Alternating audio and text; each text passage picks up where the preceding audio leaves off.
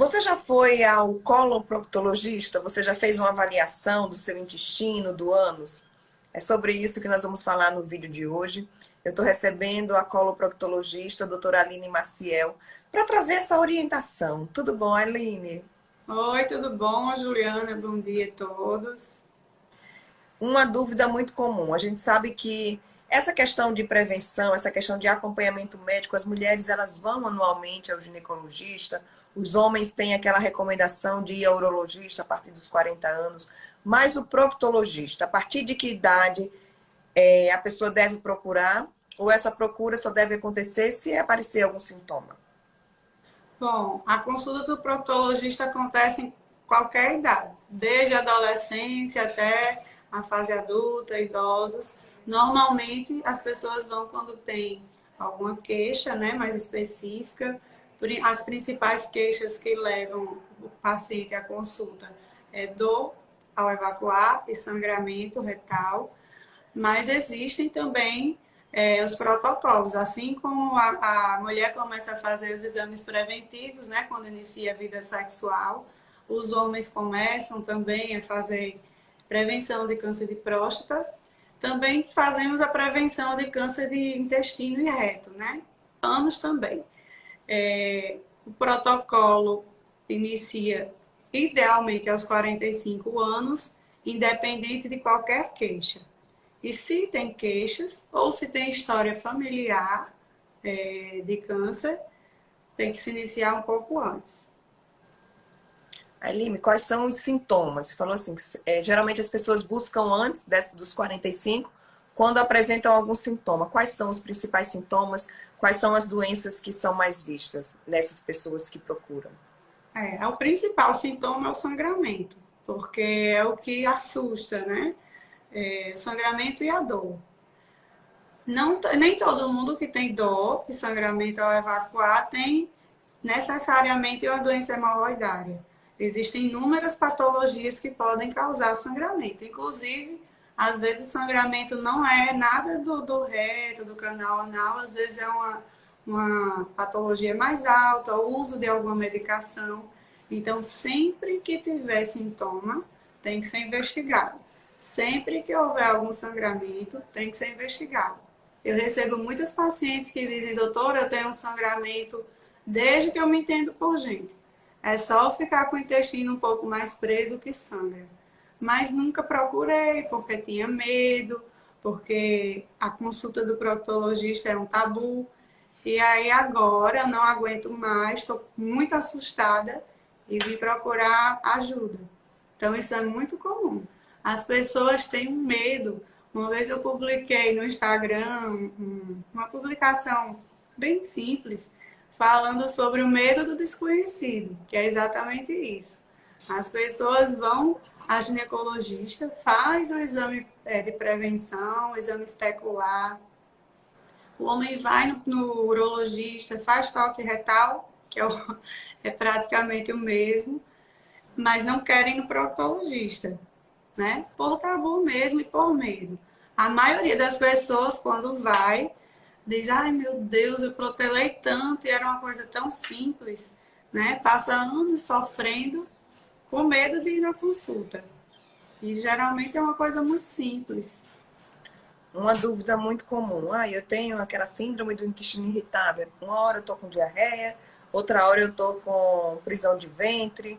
Essa pessoa, tem gente que procura o gastro. É o gastro ou é o proctologista? Ou tanto faz? Então, não é que tanto faz, os dois podem tratar. A maioria das vezes o gastro cuida disso daí. O que é importante na síndrome do intestino irritável é, antes de fechar esse diagnóstico, excluir todos os outros diagnósticos que cursam com dor abdominal, com diarreia, com constipação. Então, antes de fechar esse diagnóstico, tem que ser pesquisado tudo antes disso. E aí eu fico acompanhando com o coloproctologista ou com gastro. Isso aí não tem nenhuma importância assim. Tem que ser com esse ou tem que ser com aquele. Aline, que outros sinais indicam essa necessidade de procurar um coloproctologista? Você falou da questão da hemorroida, do sangramento, né, das dores ao evacuar, mas tem algum outro sintoma, alguma outra Tem. situação que as pessoas devem ficar atentos e procurar? E a importância dessa busca ser logo que esses sintomas surjam, né? Como você disse, não ficar igual essa sua paciente aguardando, aguardando e achando que é normal. Uhum. Existem outros sintomas, né? Saída de secreção, a secreção é estranha ou com aspecto de muco, né? Que eu pergunto aos pacientes, tem tipo um catarro nas fezes? Normalmente o muco é produzido no intestino, mas o excesso dele, que você chega a perceber em excesso nas fezes, é, conta alguma coisa sobre um processo inflamatório lá no intestino. Além disso, os prolapsos, né? Pessoa, doutora, toda vez que eu vou evacuar, fica uma bola, ou fica algum carocinho, ou fica alguma coisa para fora, aquilo ali me assusta. Às vezes volta, às vezes não volta, às vezes demora um pouco, que são os prolapsos. E uma coisa que é muito comum, extremamente comum, mas que é num silêncio velado, é a incontinência fecal, que acontece principalmente nos idosos, né? Os idosos param de ter vida social, ficam inseguros para sair de casa, porque tem que usar algum forro, alguma fralda, ficam desconfortáveis, se perde algum gás durante uma conversa, algum momento deles com a família e começam a se isolar. Isso aí muitas vezes é causa de isolamento social do idoso. E quanto antes ele procurar ajuda, mais opções a gente tem para melhorar ou pelo menos para retardar esse processo. Hoje em dia, os idosos têm uma expectativa de vida muito além, né, do que os nossos avós, bisavós tiveram. Então, a qualidade de vida deles tem que ser colocada como prioridade. Você falou nessa questão do acompanhamento precoce para conseguir retardar. Quais são os sinais iniciais dessa incontinência fecal? Muitas vezes, a incontinência fecal no idoso é associada à constipação.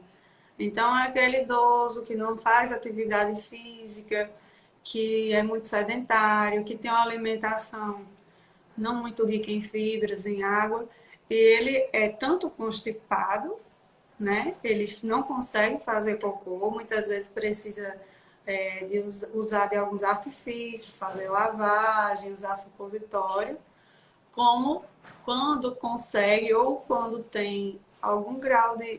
Quando as fezes estão um pouquinho mais amolecidas, ele não consegue segurar. Eles iniciam com a incontinência para gases.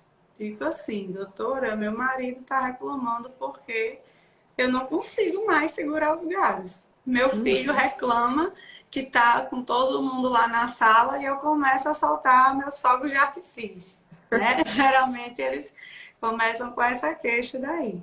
Depois começam com o relato que, doutora, eu faço cocô, mas minha roupa está sempre suja. Sempre sai um pouquinho. Sempre, por mais que eu lave, que eu limpe, que eu tome banho, durante o dia minha roupa tem sempre um pouquinho de resíduo fecal. E isso me incomoda muito. Então, normalmente, as queixas mais iniciais são essas.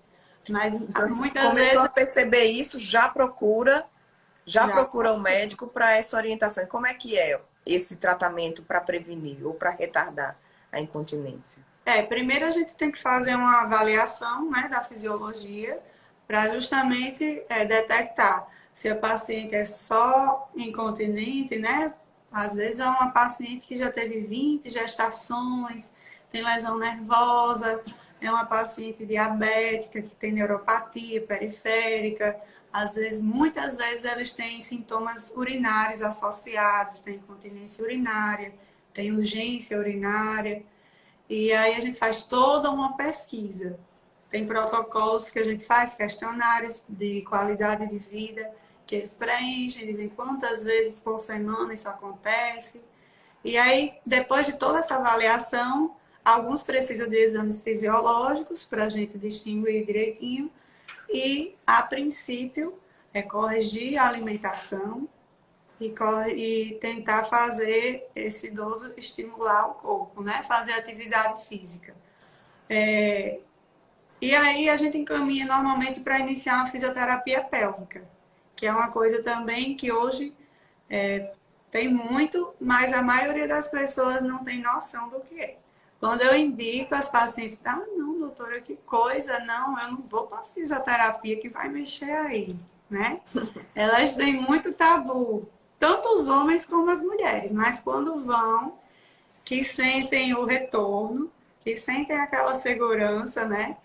Não querem deixar de fazer, porque traz para eles uma qualidade de vida, né? Uma segurança, um bem-estar. Pacientes mais jovens podem apresentar também? Com certeza. Tenho muito paciente jovem, principalmente pacientes pós-parto, né? Pós-parto, o organismo da mulher se prepara, né, para aquele momento e dependendo da mulher, da constituição dela, algumas ficam com algum problema que a gente precisa ajudar. Também entra aí a fisioterapia, né? Acredito que deve entrar. Existem outras medidas além, mas a gente normalmente começa com os hábitos de vida, né, saudáveis e a fisioterapia. E dentro da fisioterapia existem várias técnicas que vão estimular várias coisas ao mesmo tempo, né, bem direcionado. Tem pacientes que têm um misto, tem hipertonia às vezes, tem um esfíncter muito apertado, mas mesmo assim tem alguma incontinência, porque ele oscila entre a hipertonia e o escapezinho lá ocasional. Às vezes, quando está dormindo, relaxa mais. E aí tem que ser bem estudado, bem investigado. Certo. Aline, só para a gente terminar, eu queria que você fizesse um resumo aí para as pessoas que estão assistindo. Você falou essa questão do tabu, né, do medo do desconhecido. Qual o conselho da médica para esses pacientes que estão assistindo agora e que ainda não foram em busca dessa consulta, não fizeram nenhuma avaliação com um coloproctologista? O que eu tenho a dizer é que se você tem algum problema, não guarde, né? A gente está aqui para resolver. Muitas pessoas têm medo de ter dor durante o exame. Ora, se você vai numa consulta com o médico e você já está com dor, o médico não vai lhe causar dor, ele vai tentar solucionar.